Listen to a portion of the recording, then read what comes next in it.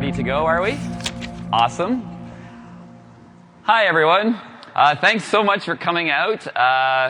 It's great to see you all. The room is much bigger than I expected, and thanks. So, inspiration from the trash, the TRS-80's lost game designs. Who here has played a TRS-80 game? Nice. All right.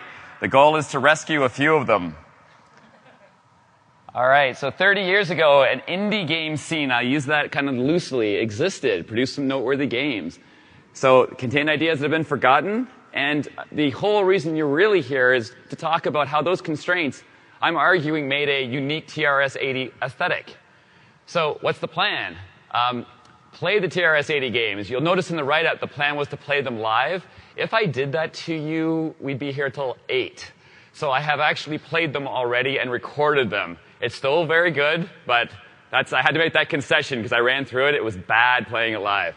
It's close, though. I'm going to talk in detail about what this aesthetic is. It's kind of a summary of what all the games had. And hopefully this leads to some inspiration. Maybe some people take away some ideas from here of what they might pull into the future. And Bill Bixby, believe it or not, shilled for Radio Shack. So the takeaway, Robotron led to Mutant Empire, led to Geometry Wars. So I'm wondering what a game like Outhouse leads to. I'm kind of want to, what? Hardware, it's awesome. I basically say that the TRS-80 was like a beautiful mind trapped in an atrocious body. Fast CPU at the time, lots of RAM, cassette storage. On the outside, though, the pixels were tall. I don't know if you remember that, but they're tall. And they're also mixed with high-res characters. Looks terribly ugly. By comparison, is this actually unique? If you take a look at that chart, it kind of says it all. TRS-80 was 128 by 48. Nobody else had that kind of crazy resolution. As far as I know, it just never existed. But the speed is an anomaly. In other words, it was actually fast. You can see by the chart. These figures, by the way, are in general. Like if you took an Apple II and powered it up, or you took a TRS-80 and powered it up, but this seems to be the standard. Hopefully, who was offended by this slide? I tried to make sure no one was offended. I tried to represent to the best of my ability. All right. The key takeaway, though, is that its resolution sucked, but nothing else really did. All right. That was the cassette loading sound. You've now experienced it again. We shall start with The Dancing Demon. An amazing program.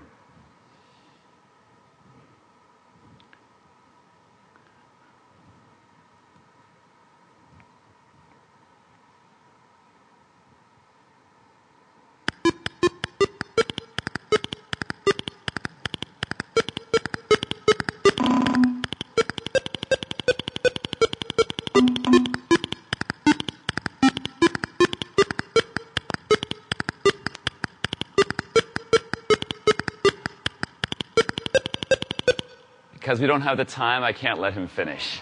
Right. But what I would like to point out is this, if you went into Radio Shack, I think this is 1980, and I remember this, you would see on the wall Space Invaders clone, an Asteroids clone, and Dancing Demon for $20. So what did you do? Well, you did watch him dance, like you are playing the game. And what you would do is you would actually go and enter songs. And a little further along, here's how you enter songs. They basically, the musical notes map to every letter of your keyboard. It was really awful to enter those songs. And then basically, once you got done with the musical notes, you would enter the dance routine and hopefully you remembered the song that you entered to map it. All right. And then I will show you my custom one I made just for you.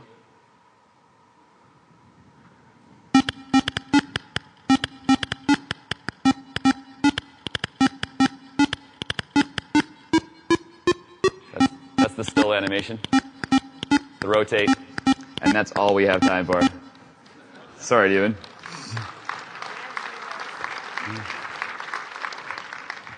So basically, just talking about some points that stand out. I actually, and maybe this is just age now, but I actually like the way the demon looks. I would argue that one on the left looks worse. Hopefully, you're coming on board slightly. This is the goal. I would argue that character lasts forever. Who here knew Dancing Demon from back in the day? If you've seen him once, you don't forget him, and I would bet 10 years from now, from GDC, you'll be like, that demon was weird. All right? And also, watching someone dance is compelling. I would argue you're looking at a great new Facebook genre. Have people enter in musical scores, not that idiotic way, but have them enter it with a Guitar Hero controller or something nice, right? Set up the dance routines. Then you can send that to your friend. Your friend can watch the dance and maybe add a chorus line. So basically, that little kernel there, I think there's just a ton that could be done. What's interesting is, what's good is a lot of the TRS-80 developers are still alive. So basically, I got a chance to actually just write them and say, hey, can you give us some feedback? What would you provide GDC 2012 developers? Like, what wisdom do you have? And I thought it was interesting. This is a reoccurring thing where they're like, if the programming, you see this, the programming ceases to be fun, the game ceases to be fun. And I also like that last quote there. I just thought it was really quite good. And here is a glimpse of the future.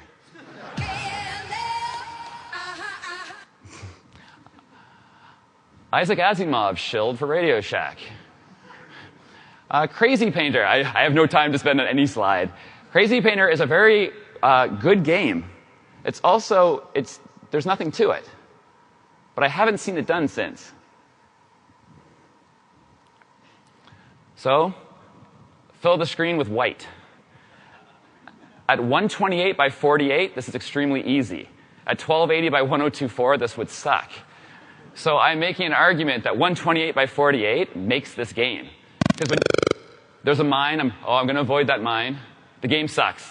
But the idea of filling the screen on an iPad right now, I don't know, oh, there's a dog. I want to stop that dog. I want to avoid that snake. Like, this game is terrible, but filling that screen, amazing. And that's why you're here. I'm not recommending anyone go back and play. Wait. Those last few dots, I can align so easily because the resolution's so terrible. But that's powerful. In other words, the resolution helps the player align. The other weird thing about Crazy Painter, once you do this, you get to take revenge on the bonus stage. The bonus stage lasts longer than the regular. Now, if you think about how powerful that is, everyone loves bonus stages. So why not make them last longer? It's like a great new idea. It's a radical idea. All right. And on the left, let's see if you guys notice a resemblance. All right. Okay. So Crazy Painter. What I'm saying is, again, I talked about filling that canvas, iPad with your finger, fill it white. You have an amazing game there. I also argue there's no timer in Crazy Painter. It was ahead of its time. It's like one of the first casual games. But what it does have is when you're getting down to those last few dots, you're just desperately worried about that dog. You're like, oh my God, that dog comes out and my life is ruined. So looming disaster instead of a timer. Why not? Again, everyone loves bonus levels. They're underestimated. Oh, this is so good. Radio Shack put this out, sent it out to elementary schools. Check out that first line. Each of you has potential to think and solve problems as fast as Superman. That's your takeaway, actually. Forget everything else. Outhouse is Robotron done in profile. And I haven't seen anyone do this. This is me playing, by the way. Wave 18. Those guys at the bottom are attempting to steal the toilet paper. Everyone else is attempting to kill me. I just smart bombed. Stop those guys from stealing toilet paper. Oh my God, there it goes.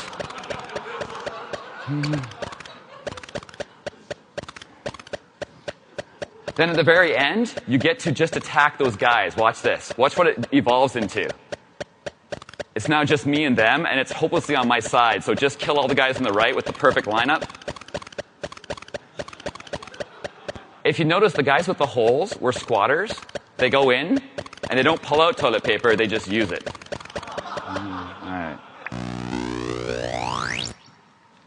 All right. That game is a forgotten classic, if ever there was one. Now, when we look at it, it's a very precise game. Basically, I can't believe this, but apparently that's running at 20 frames per second. I have that under good authority. Ira Goldkang, I hope I was saying that right, but he's a TRS-80 authority. He looked it up for me. He contacted some friends that the best you could hope for on TRS-80 was 20 frames per second. And I always thought that that was like a 60 frame per second crazy game. I don't know what you can do with that, other than that's weird. All right. What's cool, though, one hit everything. I hate these days when you give me some guy I have to shoot 10 times. That sucks. That's never fun. This game was, if you hit it, it goes, it dies. Robotron did that. But now I find like there's all these bullet sponges, and when you send me a guy I have to like punch 5 times, just make my punch better so I don't have to punch 5 times. Like, extend that into God of War, and I would love God of War. Like, why am I... All right. It's very dense, and also I would argue it's subtle. Given the topic, you can maybe... All right. So you're here, you've seen Outhouse, and you're like, I'm going to go make Outhouse. Oh, God. That's not why you're here. You're here to kind of take the idea, maybe something in profile. Like if I saw like Robotron done in profile, amazing. If I see something dense and some good pacing, amazing. Sense of humor. If I see this, though, I'm going to feel awful for delivering this. What I'd like to see is this. Like, you know, the horde's coming in. Forget zombie mode. I want the guys protecting an outhouse. A little bit about me. My dad bought a TRS-80 back in 1979 because he thought computers would be like the way of the future. He's much smarter than I am. We were just like, oh, awesome. You'll hear me say this, like Dungeons & Dragons was put out by TSR. I started playing that at the same time as we started playing the TRS. So you'll hear me call TRS-80 TSR-80. Who else has that problem? A few people. Awesome. All right, good. But the weird thing is, I didn't really notice this until the last like 10 years. You know how people are always comparing things to kind of Mario? And how Mario is the ultimate, right? When I played Mario, I thought it was like sloppy. I'm like, oh, I'm sliding. What's this momentum? I hate it. It's like I'm on ice. Because, of course, TRS-80, you couldn't do physics. There's no such thing as momentum. You press right, it goes right. So I had this sort of different perspective where all the games I'm playing, like, you know Squid, Not So Octopus? You know, that game sucks. I play it and I'm like, this is an action game? You know, where is the alignment? Where is the density? It's like, you move too fast. Anyways, there is that, again, that TRS-80 aesthetic that basically has kind of hurt me, and that's what you're here to learn. All right. Panic. This game was ahead of its time. So it's a platformer, but you can't jump. And there's only one level. You go around collecting bullets, and you have to count them. See that shot's 12? That means like literally 12. So at the bottom left there is 9 shots. I want to get the 9 shots. There's one of the bullet sponge set guy there. He's a bullet sponge, but I'll explain. He's cool. He's Rashi. He actually won't attack you unless you attack him. He's got some personality. In fact, everyone in this world is kind of in an equilibrium, and you're the problem. Like, I'm not sure you're the good guy here. So I'm going to kill Rashi just because the game forces me to kill. And keep in mind, Rashi can't even walk up ladders. He's actually totally harmless. I used up all my bullets. Now more bullets come out. All right? So again, what's weird about this is it's one level. But you get to know it really well. And then it becomes about dealing with the enemies. And as you go along, the enemies level up, and they get more to work with. Is there something there you can work with? I'm not sure. All right. Some great game writing. You'll have to see that in the PowerPoint slide later. There's the disc it came on. Amazing. What's interesting is they went through the trouble of introducing these guys. And I noticed these days that your minor characters, no one bothers to introduce anymore. But here it's like, oh, I was fighting Ankh, Garf, Metis, and at the bottom, Rashi. So what can you take away? Memorable characters. I still remember, not the underlings, but I remember Rashi. He had some thought to his movement. He would actually pause for no reason sometimes. So if you've got some underlings in your game, and they're just running left and right, just have them pause randomly. It makes them look like, oh, these guys, wait. These guys are actually thinking about something. It's that simple. I missed it, but literal voice work. When you die in this game, your guy goes, I'm dead. And When you pause, it goes pause. Unfortunately, you missed out. This is what I'm seeing for the future. Replace the spider in limbo with Rashi. That's what I'm wanting you guys to do. Bring that forward. In the classroom, more propaganda. Actually, this was a book by a teacher to help. They were so new, people were so worried. They had stuff like this. Kind of cool. Paddle pinball. I'm going to skip this, but suffice to say, it's a combination of breakout and pinball. The only thing that really makes it stand out, you could get that ball, because it was kind of true physics, to rest on your paddle. There was no benefit to doing that, but that's the only thing that made the game great. You're like, oh, wait, it's on my paddle. And it just sits there, and you're like, now what do I do? All right? You could also make your own levels and stuff like Little Big Planet style. So maybe, I don't know, these days you could have a pinball game where people make and share levels, but I'm pretty sure that's been done. Pinball, someone sharing levels. That seems obvious. All right. But resting on a paddle. All right. What I'm looking for is add something to your game for the player to discover. That kind of obvious idea, but really don't reward them. Because if I got rewarded, then I know that the developers thought of it. This way I'm like, I thought of it. And there's a little bullet point. Interrupting the flow adds impact. The sound in this game is awesome. But for the TRS-80 to generate sound, it would have to pause the gameplay. So what would happen is every time you hit something, it would play the sound, but it also made that hit feel more impactful. Other game that does that is Street Fighter. If you notice when you hit a punch, they'll just pause things for no reason, adding to the punch. So I like to think paddle pinball influenced Street Fighter. And this is kind of cool. This is one of the first ads for the TRS-80. Look at this. I don't know how to write programs. Can I learn how, and is it difficult? Yes, you can learn. It's not difficult. What happened to our society? This is back at like 30 years ago. It wasn't a problem. Space Warp. Anyone here familiar with Star Trek?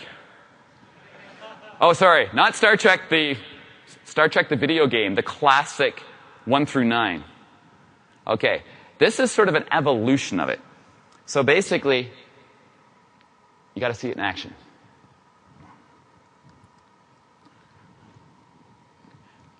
So there's the Endeavour, Starship Enterprise, but they had to call it an Endeavour for legal reasons. Those are my masers, not phasers. I'm about to use, there's my long-range scan. I hit 3, shows me where things are. Now I'm going to set course. There's the bad guy on the right. I hit 5, and I enter the degrees in real time. So it's like, oh crap. All right.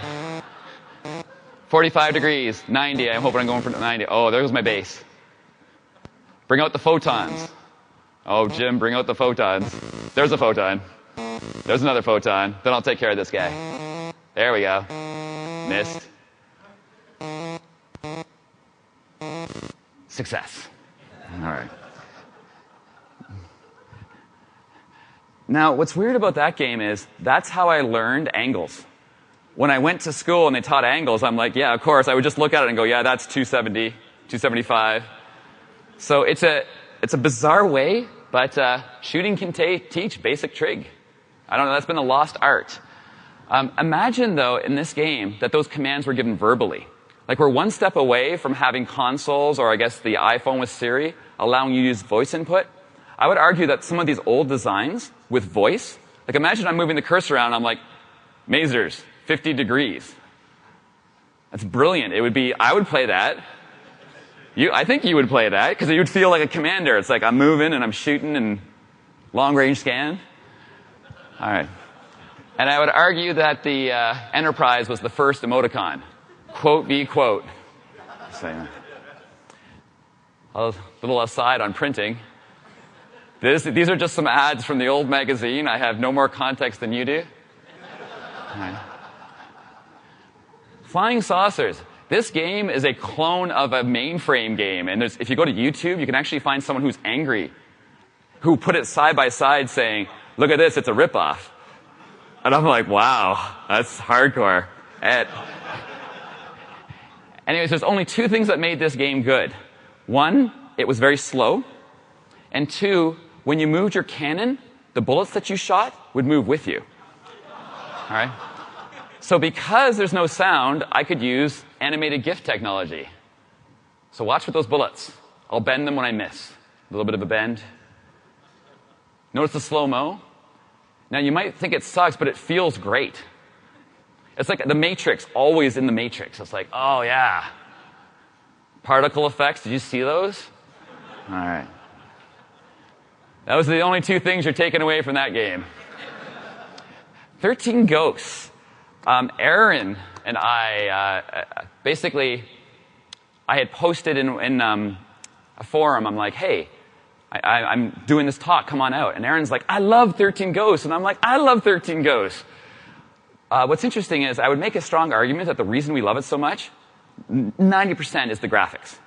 You are looking at the best looking game on TRS-80. It also had the best sound, the best music. And you're like, I don't believe you, Jim. Yeah? All right. Brace yourself. Look at this beginning. Look at that chords. And you're like, Jim, what's the game? Well, it's like you click and shoot, but since you don't have a mouse, you're moving the cursor keys. So I just shoot ghosts. But you'll notice there's always 4 ghosts. When you kill a ghost, another one comes back, so it's always exciting. The ghosts are also tied to scrolling. So when I hit, I scroll. So the more ghosts I hit, the faster I get to the end. Notice the outline on the characters. All right. Notice how big the characters are. I'm hearing the oohs and ahs in the audience, and I'm like, you are right. You are so right.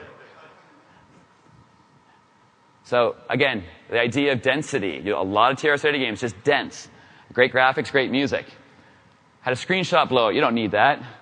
But look, if you start zooming out, don't those start looking good? All right. How about if you actually went one step further and built a game today at 1280 by 1024 with that level of detail? That's what I'd like to see. So I want the people here to go, look, we're wasting all these pixels right now on basically no detail. Like when I see 2D games, I'm like, what a waste of space. Like imagine I felt, well, I obviously went cheap, but imagine that was full. It'd be amazing. And I don't have time to write these. That's why you're here. I need you guys to write these.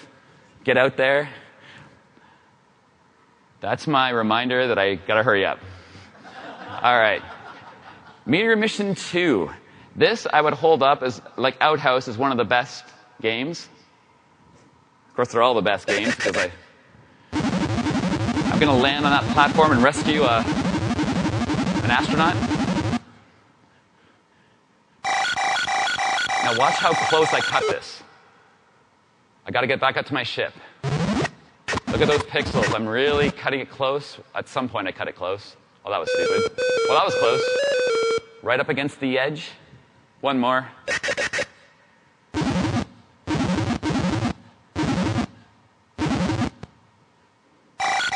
So, like, you can actually see the pixels, so pixel perfect collision detection means something.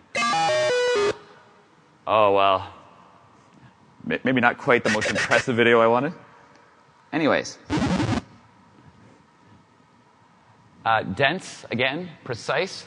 And I love that hatch. That hatch doesn't open until you get right near. Now, it always opens for you when you go in, but you always think it won't. All right?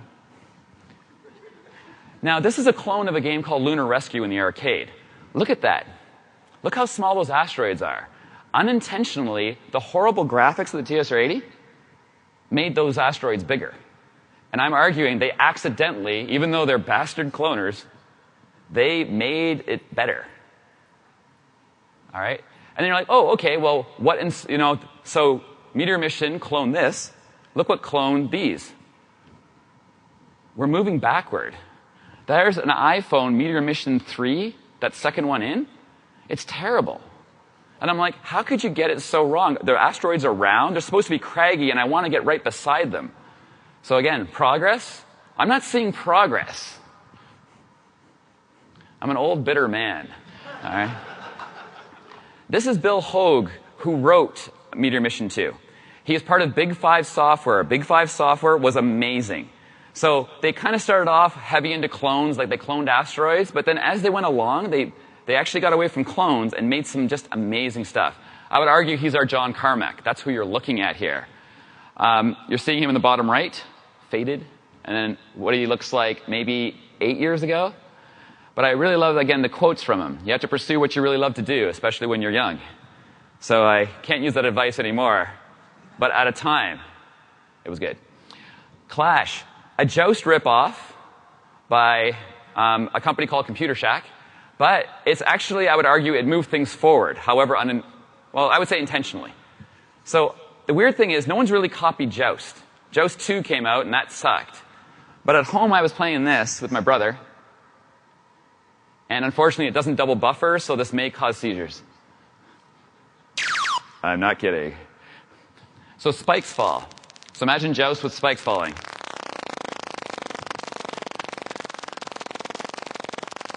So what I'm saying is, if you're making a Joust clone, add spikes. All right? And also, a little later on here, and I just die. This is really hard in this game. There's the bats. Sounds kind of obvious. You'd be fighting bats. I suppose, why just ostriches? But I don't know.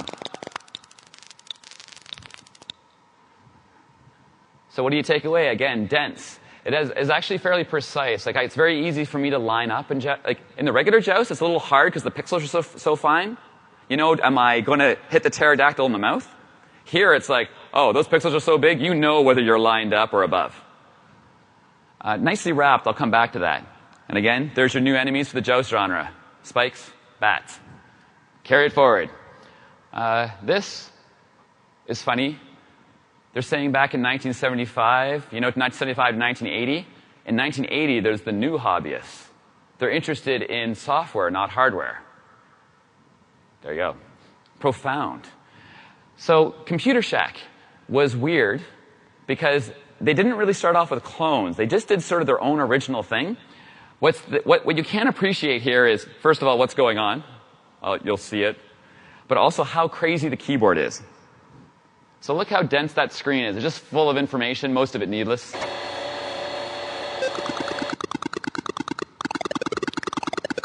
I'm just showing off the menus, how they went through like crazy stuff.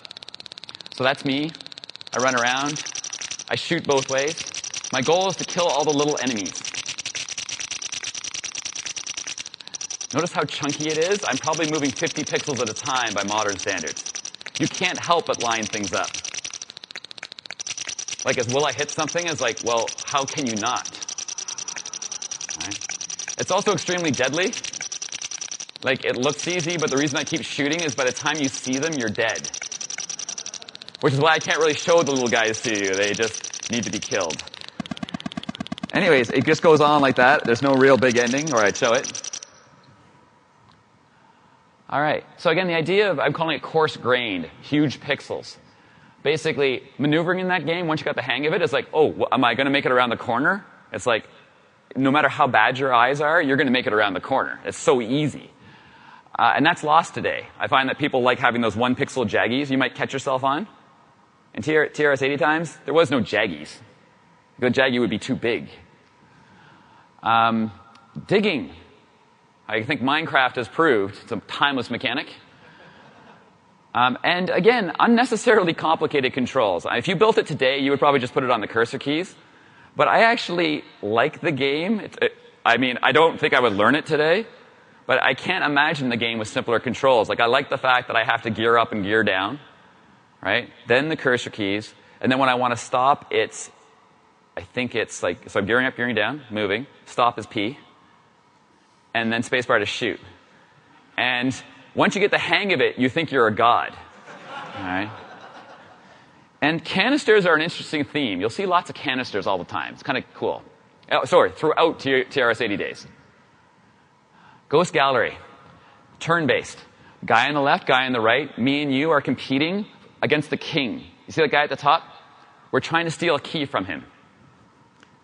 So, no sound. It's like very basic. But I'm thinking Facebook. You take a turn, I take a turn. Like, words with friends.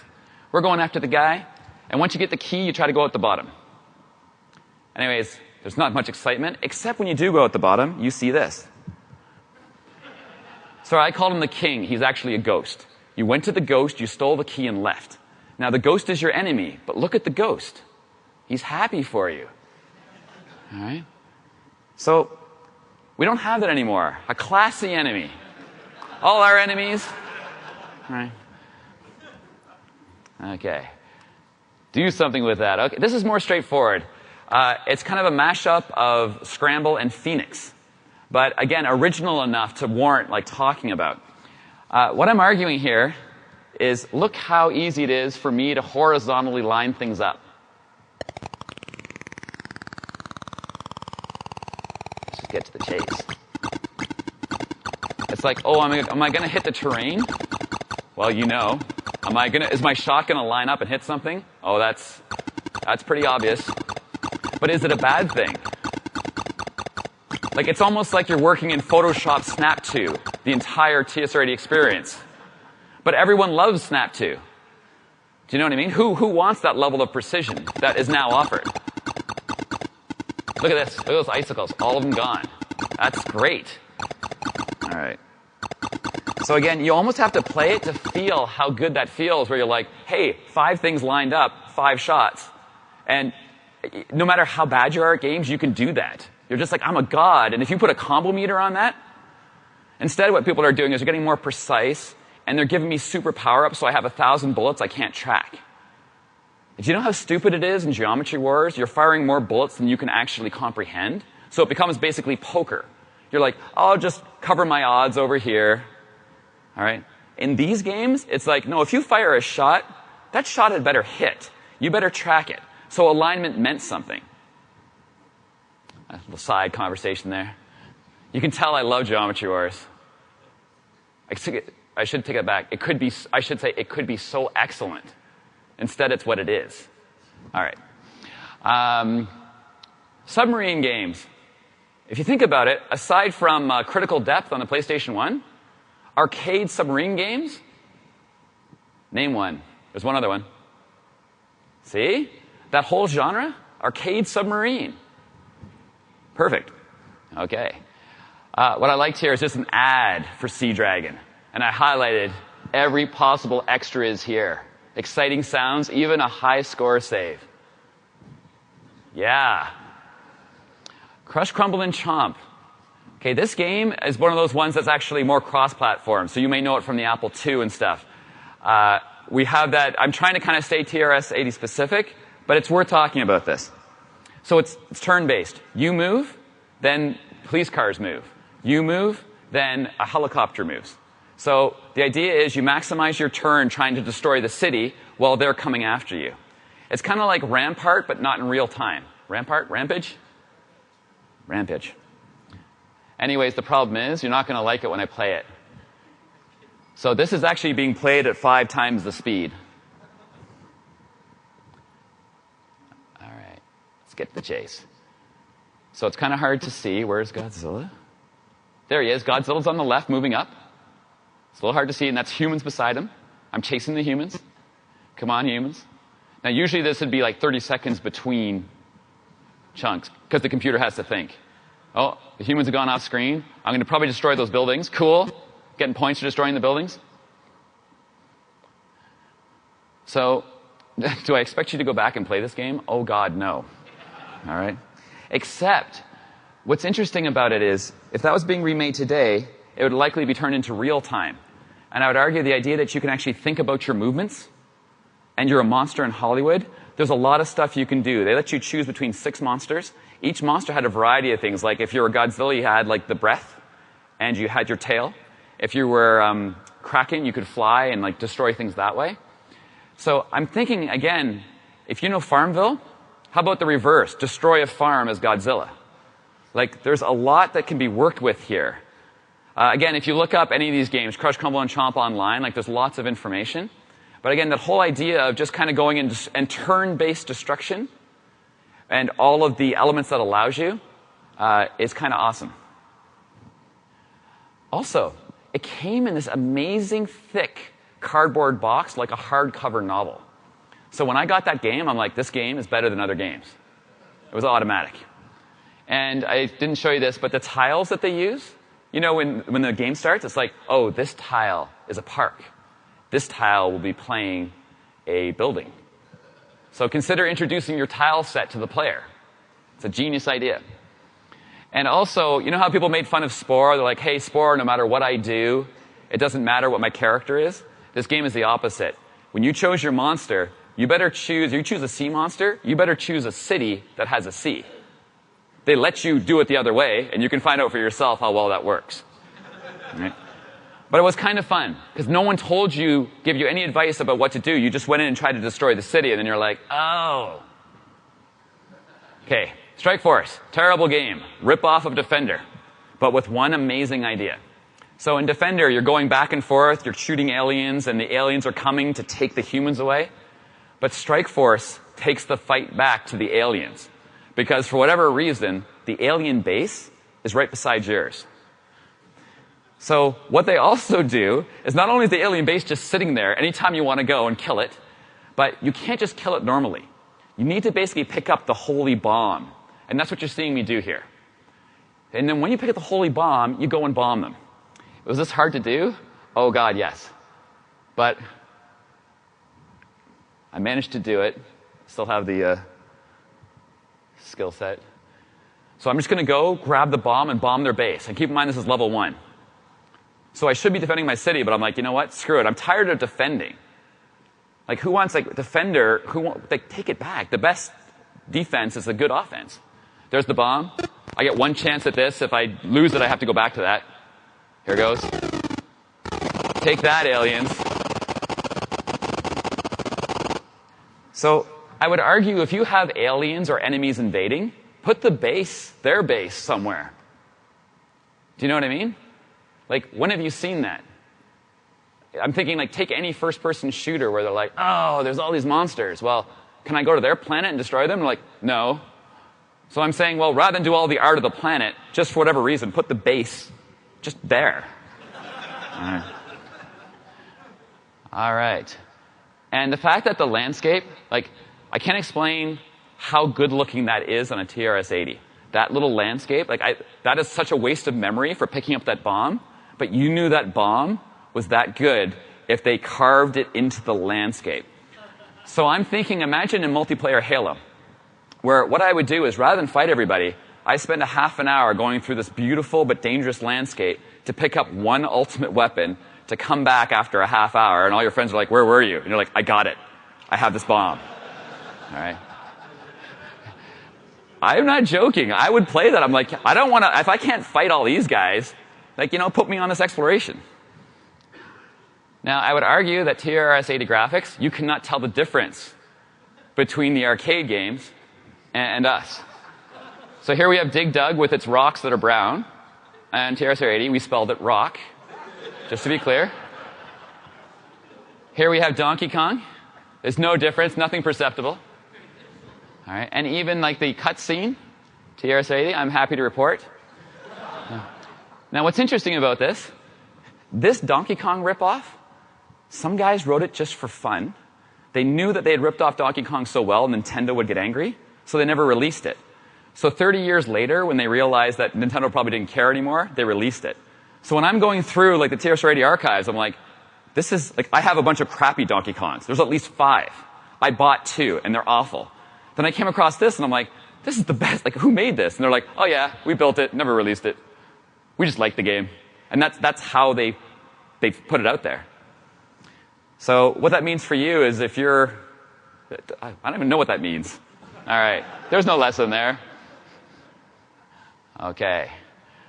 Eric's, this is a lost idea that is genius. So my goal is to fill the screen. But look how I have to fill it. I'm kind of wrapping the outside because I don't want to cut myself off. It's like Snake, but interesting. Right? So you're like, oh, okay, I get it. But then look at the next level, because then your mind's going to start going. You're like, wait a minute, this game is cool. Watch this.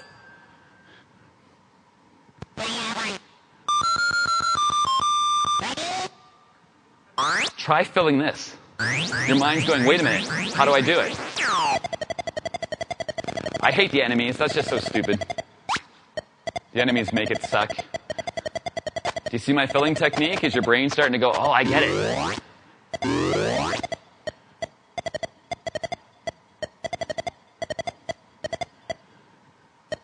Thinking hard. Gonna do it. Perfect. So again, why that never actually went anywhere, I don't know. Could you do a lot more with that? All you have to do is remove the enemies, and I say you have the next Tetris. Look how much playing field I have there. That's approximately, just given how coarse it is, I think it's what? It's 12 by 12? That's almost the size of a Tetris well that I'm working in. Today's games, one of our friends recently remade Snake 30 times as part of Glorious Trainwrecks. His only mistake was his Snake room was huge. So I don't understand why people continue to basically be like, you know what's fun? Let's have a huge area and then fill it. It's like, God, no. Like, on a TRS-80, you only have 128 by 48 to work with, and they only use 3/4 of a TRS-80 screen, because that was too big.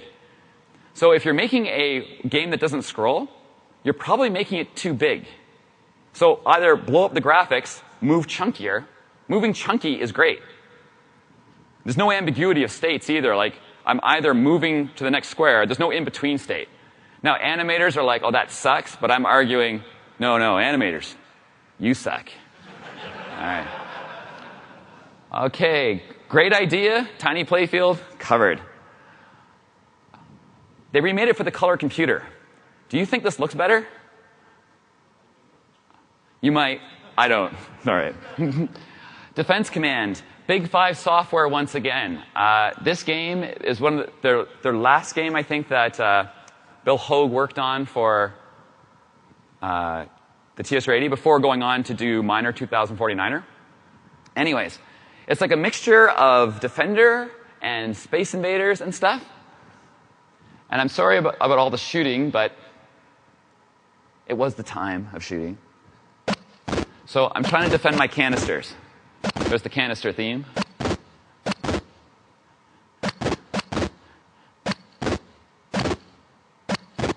Doing a good job. Unfortunately, I'm doing too good a job. Oh, that's something else you weren't supposed to see.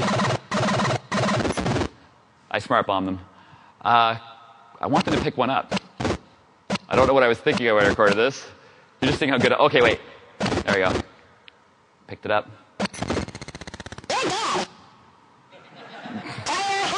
All right. Unfortunately, that wasn't the best gameplay footage for you to see, and I don't have time to show you more. But what's weird about that is the pacing of the game. While it is an action game, it's actually very slow paced.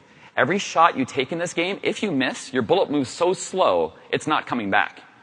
So what you saw there, it doesn't look like much, but to be able to keep shooting in that game without missing, you get into kind of this cool flow. But you're always worried. So if you noticed, every time I went to shoot, I would stop moving. I wouldn't move and shoot because you cannot, that's not enough precision. So the pacing in this game was really quite different. Again, you had sort of the alignment. It's very easy for me to align the things because it was chunky pixels, thank God. Because if I couldn't align, I'd constantly miss. And if you miss once in this game, canisters get taken, it goes crazy. That whole part you didn't see. And I'm calling it an action game that rewards patience. It actually rewards this one shot because you only have this one shot.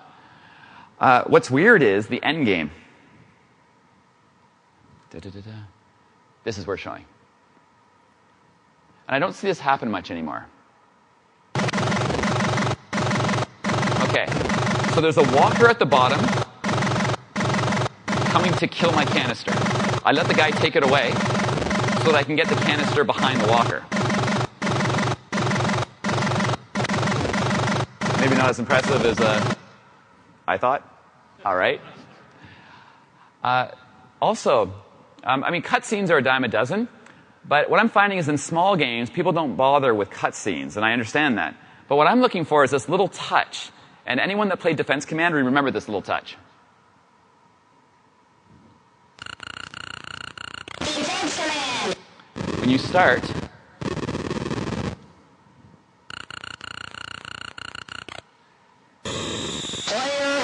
so I'm able to move left and right. The spider's dropping me off. And then when he drops me off, I take revenge. Now, what does that mean? I have no clue.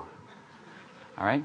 But I also never wanted to skip the cutscene because it was part of the gameplay. It wasn't like I'm constantly going, oh God. I'm always thinking that maybe something's going to go differently this time, and I can take out the spider. It turns out if you shoot the spider, he kills you right away. So you get this illusion of control during a cutscene, which I really haven't seen many games try, especially not smaller games. And you don't get smaller games than this. So if you're building a small game and you're kind of ignoring these little attachments, I'm disgusted. Okay. And look at what happens at the end. So I just lost my canister. He comes back. And I'm like, oh my god, no, no. So that always goes down the same way. Every time you die, you lose all your canisters. But every time you're like, maybe there's a way this time. Right? So I'm arguing that sort of the interactive cutscene idea makes you think there's more possibilities that this cutscene can have. So you're like, I'll stay and watch this thing. Even though it's effectively, you're going to die, but you're like, this time. And imagine today you made a game where this time could happen. You could. They couldn't. They didn't have the RAM. There we go. Mixing Defense Command, inspiring into, Uncharted. I called that Uncharted 4 Drake's Drinks. All right. There's absolutely nothing to recommend in this game except for this one thing that he's doing. I basically dig a hole, the guy falls in the hole, and then I fill the hole in. But look how it looks. It doesn't look like I'm digging a hole. It looks like I'm opening a portal. They go in it, and I put that portal in my pocket. So if you think about that, imagine a multiplayer game where I get to basically lay a hole. He falls into it, then I close it up. You don't kill him, so it's a lot more weird. And also, I could lay a bunch of holes, right, around, and then he falls into them, and then later on I'm like, oh, there's someone in that hole. Like, you have to follow up with this weapon. Most weapons are like, shoot and you're done. This is a two-stage weapon. Take it, do something with it, because I would love to kind of like, how weird that would get. I think there's some possibilities there. All because of this really weird, bad animation. All right. Killer Beetles.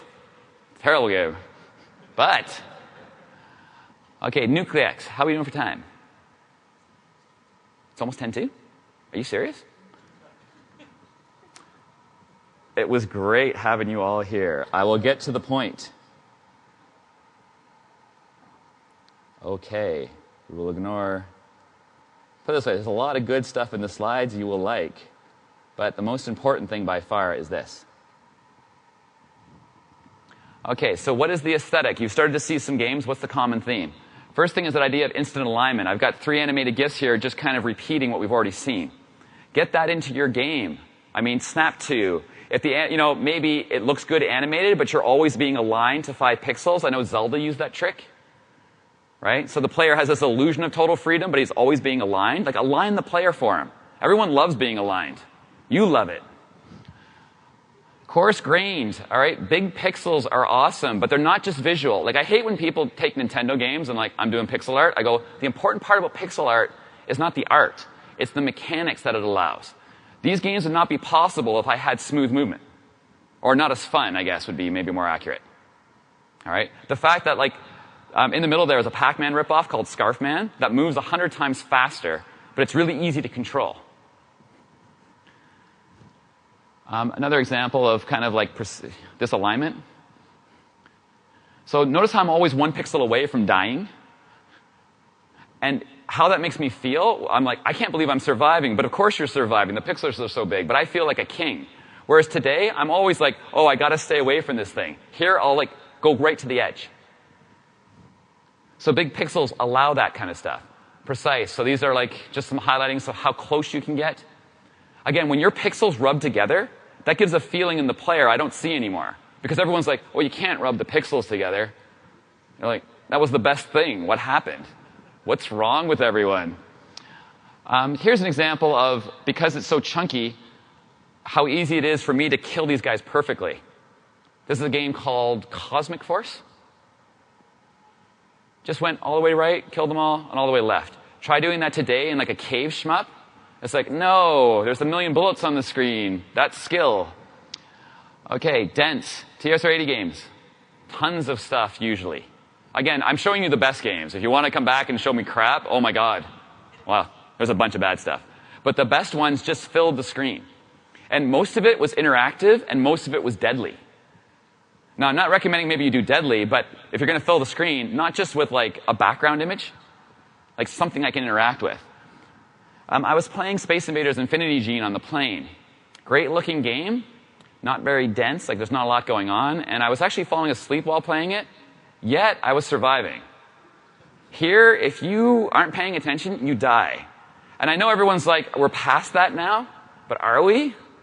Like, what have we moved to? I'm falling asleep on a plane playing a game. It's a thought. All right. Also, what's weird is the tiny playfields. These 4 games here, because they're such chunky pixels, I'm estimating that even in Flying Saucers, that's maybe about 40 across by 10 down. Like, that's a 40 by 10 pixel field, which means you have the illusion of thinking you're a good shot in Flying Saucers in the top left, but you can't help but hit. There's so little room to move. So the player is fooled into thinking they're great. So if you can kind of make the player think that they have more freedom, but restrict it on alignments, right? You can do that today.